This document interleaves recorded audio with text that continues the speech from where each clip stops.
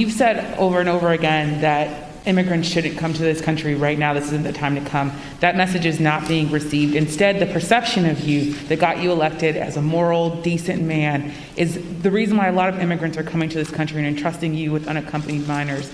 How do you resolve that tension? And how are you choosing which families can stay and which can go, given the fact that even though with Title 42, there are some families that are staying? And is there a timeline for when we won't be seeing these overcrowded facilities run by CPB when it comes to unaccompanied minors? Well, look, I guess I should be flattered. People are coming because I'm the nice guy. That's the reason why it's happening. That I'm a decent man, or however it's phrased. That, that's why they're coming, because Biden's a good guy. Truth of the matter is, nothing has changed.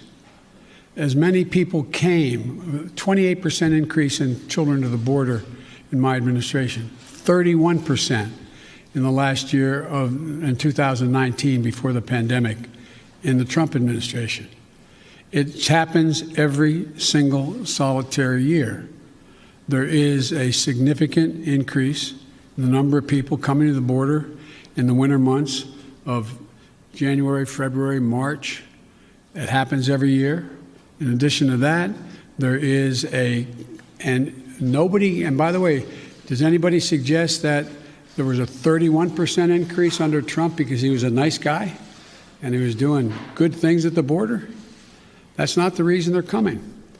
The reason they're coming is that it's the time they can travel with the least likelihood of dying on the way because of the heat in the desert, number one. Number two, they're coming because of the circumstances in country.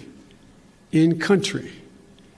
The way to deal with this problem, and I started to deal with it back when I was a United States Vice President, putting together a bipartisan plan of over $700 million to do with the root causes of why people are leaving. What did Trump do? He eliminated that funding. He didn't use it. He didn't do it. And in addition to that, what he did, he dismantled all the elements that exist to deal with what had been a problem and has been continued to be a problem for a long time.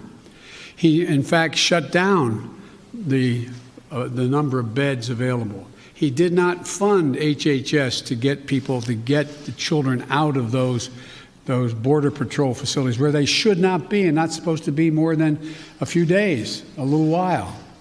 But he dismantled all of that. And so what we're doing now is attempting to rebuild the system that can accommodate what is happening today.